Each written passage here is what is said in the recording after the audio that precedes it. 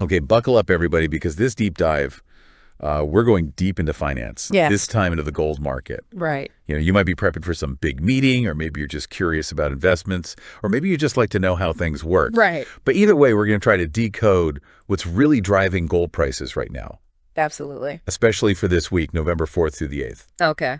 It's like gold is that friend, who's sometimes flashy, sometimes hiding in the corner. Yeah. We got to figure out what's behind gold's ups and downs. Right. So to do that, we're going to look at the major forces at play. Okay.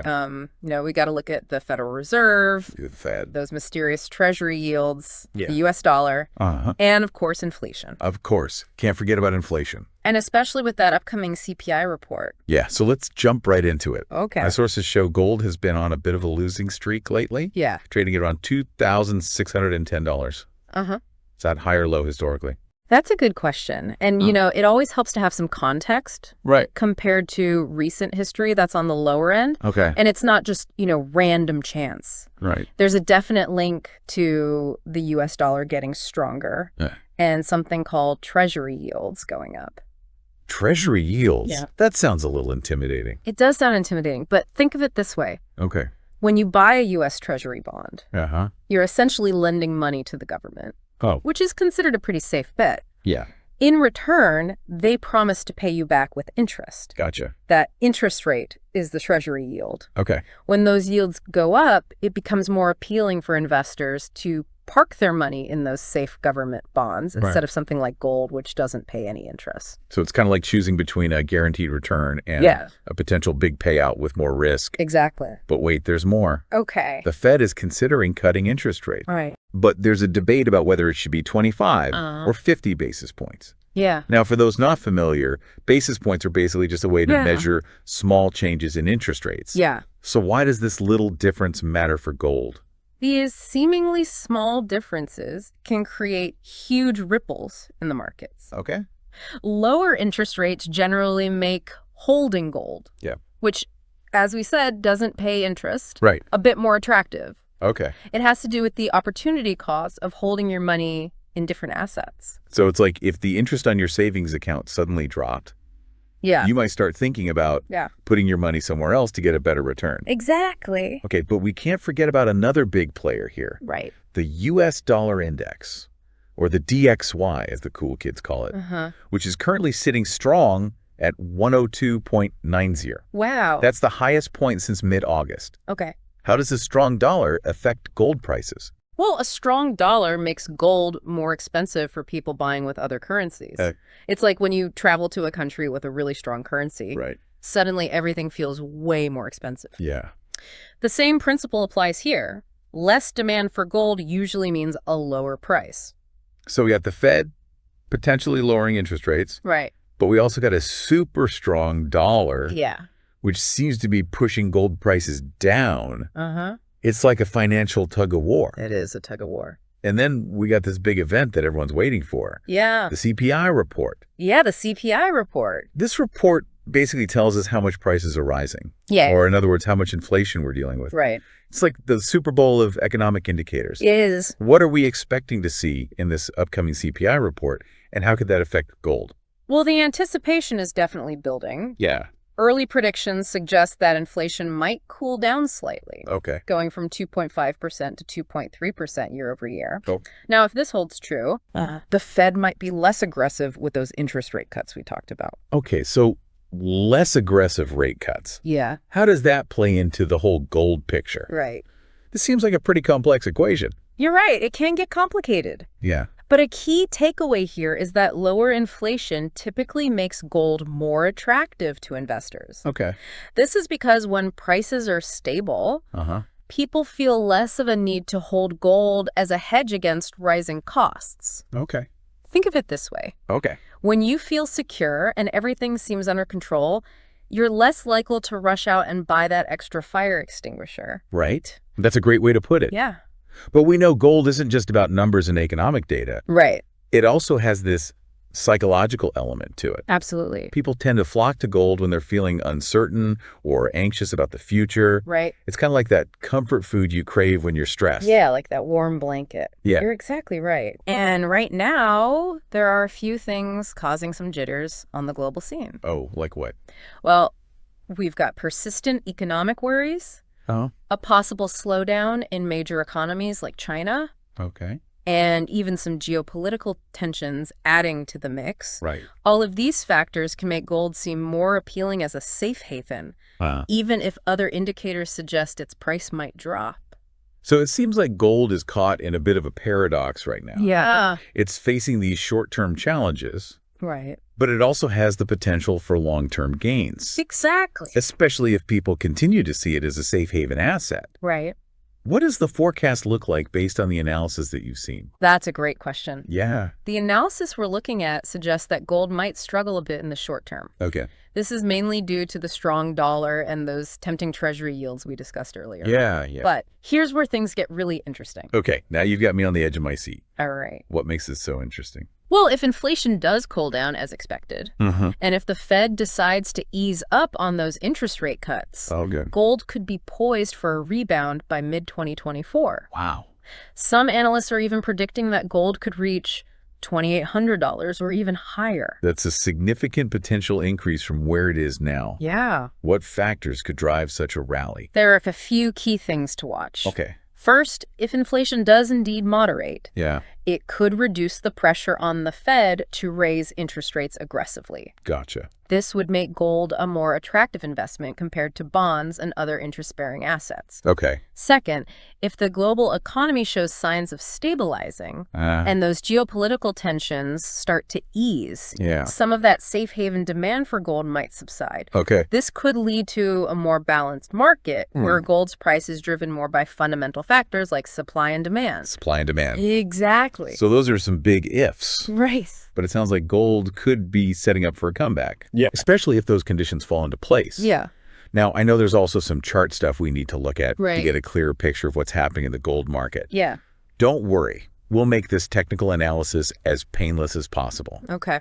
Can you walk us through some of the key technical indicators for gold right now? Absolutely. So right now, gold is hovering around a crucial support level of $2,600. Okay. You can think of it like a tightrope walker balancing carefully on a high wire. Right. If gold manages to stay above this level, it could signal that buyers are stepping in and we might see a nice rebound. Right. But if it drops below that $2,600 mark, well, things could get a bit more turbulent. So $2,600 is the number to watch? Exactly. But we know it's not just the Fed, the dollar, and inflation that affect gold prices. Right. There are other factors in the economic universe that can influence gold as well. What else should we be paying attention to? You're right. It's all interconnected. Yeah. Things like job reports, GDP growth, and even what other countries are doing with their own gold reserves can all have an impact. For example, if a major central bank like China or Russia decides to increase their gold holdings, that could create a surge in demand and push prices higher. Okay. On the other hand, if there are concerns about slowing economic growth in key markets like India, which is a huge consumer of gold jewelry, that could weigh on demand and put downward pressure on prices. So it's a reminder that the financial world is like a giant web. Yeah. And everything is connected. It is. What happens on one side of the globe can have ripple effects across markets everywhere. Yeah, absolutely. But let's zoom out a bit and talk about the bigger picture. Okay. We often hear about gold being a safe haven asset. Right. What exactly does that mean? And how does that factor into gold's overall appeal? That's a great question. So gold has historically been seen as a safe haven asset because it tends to hold its value during times of economic or political uncertainty. Okay. Think of it like this. Okay. When investors are worried about things like inflation, stock market crashes, or even geopolitical instability, they often turn to gold as a way to protect their wealth. Okay. This is because gold is a physical asset that's not directly tied to any particular currency or government. Gotcha. It's seen as a store of value that can withstand economic storms and preserve purchasing power over the long term. So gold is like that emergency stash of cash you keep hidden away just in case things get really bad. Yeah. It's not something you necessarily want to use every day, right. but it's good to know it's there if you need it. Exactly. But we know gold isn't just about fear and uncertainty. Right. There's also a lot of cultural and historical significance attached to gold, especially in certain parts of the world. Can you talk a bit about that and how it influences the demand for gold? Absolutely. So gold has been a symbol of wealth, power, and prestige for centuries. In many cultures, it's associated with royalty, divinity, and good fortune. Okay. This cultural significance plays a big role in driving demand for gold. Particularly in countries like India and China, where gold jewelry is an integral part of weddings, religious ceremonies, and other important occasions. This cultural demand is often less influenced by economic factors and can provide a steady source of support for gold prices, even when other investment markets are volatile. That's fascinating. Yeah. So we've got this interplay of economic factors, geopolitical events, cultural traditions, and even psychological elements all influencing the price of gold. No wonder it can be so unpredictable. But we also know that gold has its critics.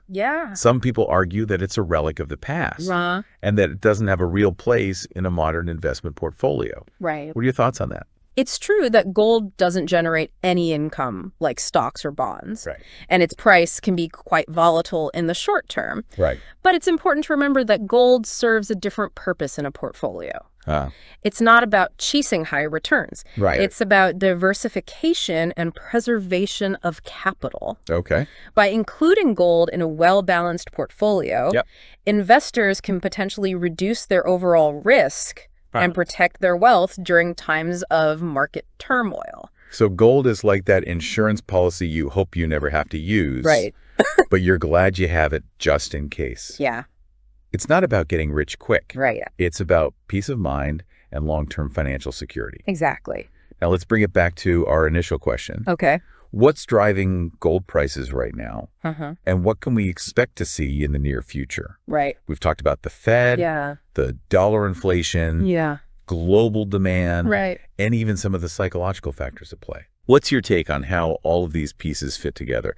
It feels like we're trying to solve this giant financial puzzle. It is a puzzle. With all these moving pieces. So where do you think gold is headed based on everything we've discussed? Well, that's the million-dollar question, isn't it? Right now, gold seems to be at a crossroads. In the short term, it's facing some headwinds from the strong dollar and those rising Treasury yields we talked about. But if inflation cools down and the Fed takes a more cautious approach to interest rate cuts, we could see a rebound in gold prices by mid-2024. Maybe even hitting those price targets of $2,800 or higher that some analysts are predicting.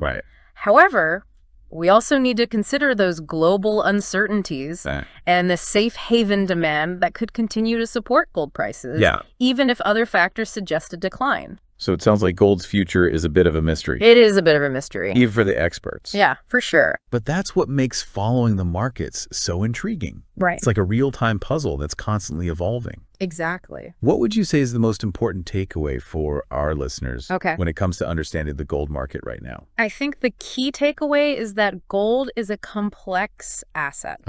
Influenced by a wide range of factors. It's not just about economic data or government policies. It's also about investor sentiment, cultural traditions, and even our own psychological responses to uncertainty and risk.